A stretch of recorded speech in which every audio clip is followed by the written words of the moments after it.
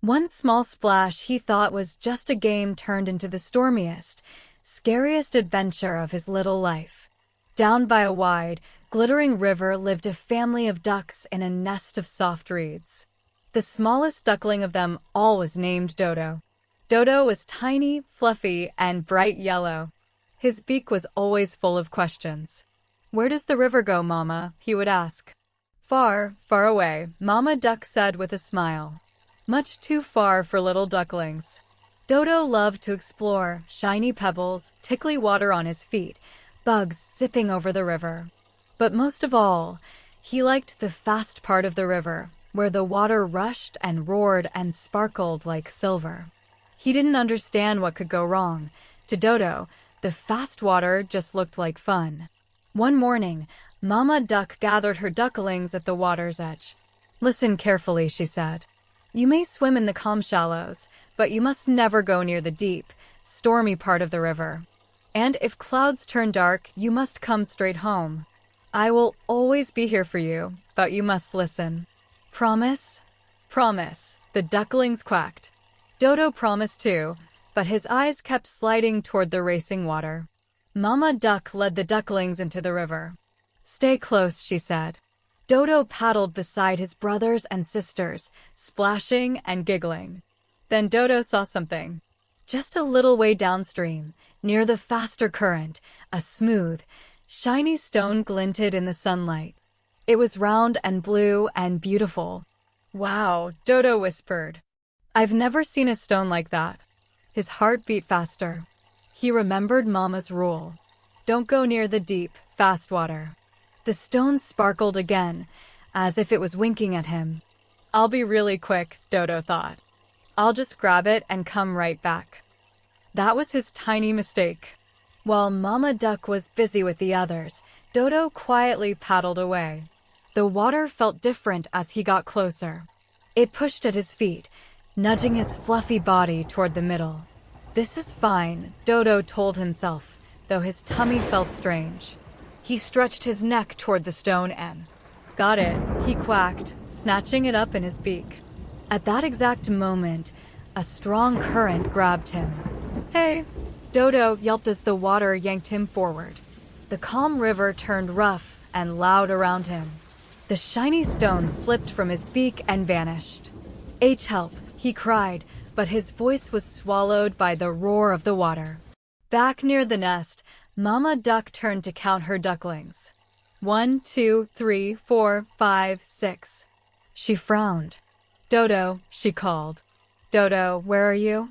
"He went that way," one duckling said, pointing toward the fast part of the river. Mama Duck's heart jumped. Something felt terribly wrong.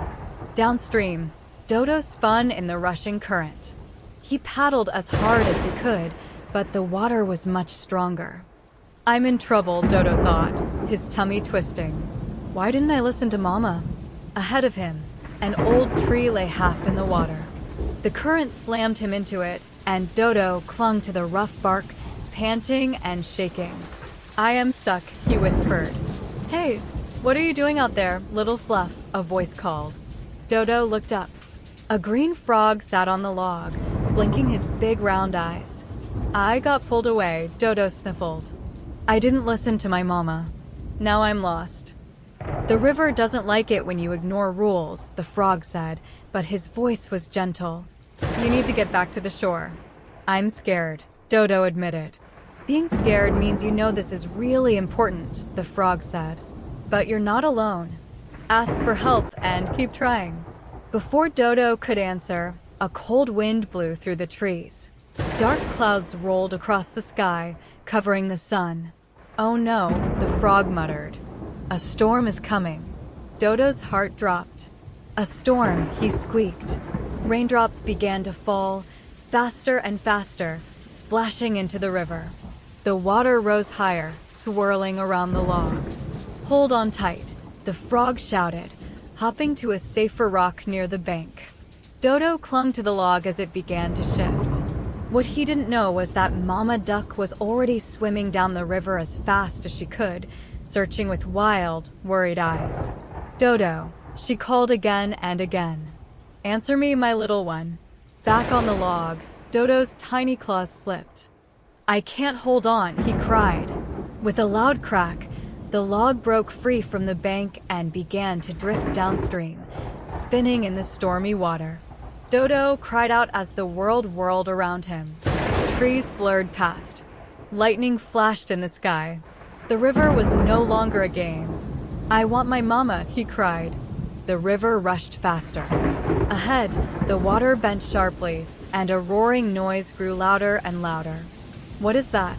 Dodo whispered. A beaver popped up near him, swimming strongly through the churning water. "Hey, little duck," the beaver called. "You're heading toward the big rocks. You have to move away from there." Dodo's heart hammered in his chest. "I'm trying," Dodo called back. "Listen to me," the beaver said. "You can still choose. Don't let the river boss you around. You're a duck. Ducks know how to swim. Turn your body and swim sideways toward the edge where the water is calmer. Don't stop, even if you're scared." He could let the river drag him, or he could fight back. Dodo thought about Mama's rule and how he had broken it. "Maybe I can fix my mistake," he thought. "Maybe I can be brave now."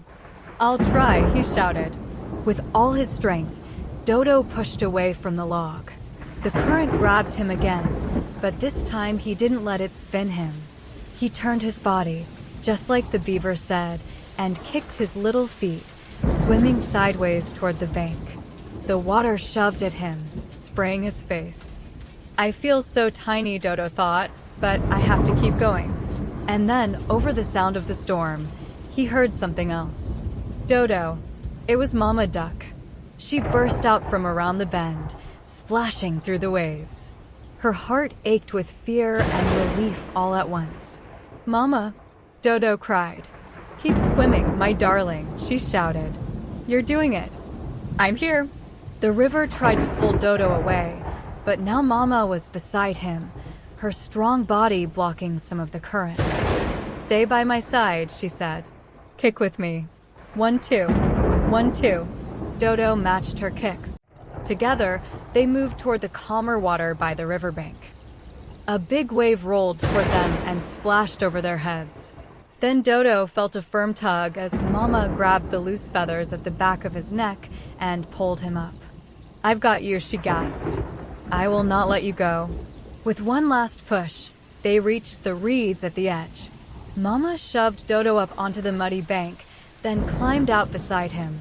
They rested under the trees, away from the rushing water. Dodo pressed himself against her, still shaking. "I'm so sorry, Mama," he whispered.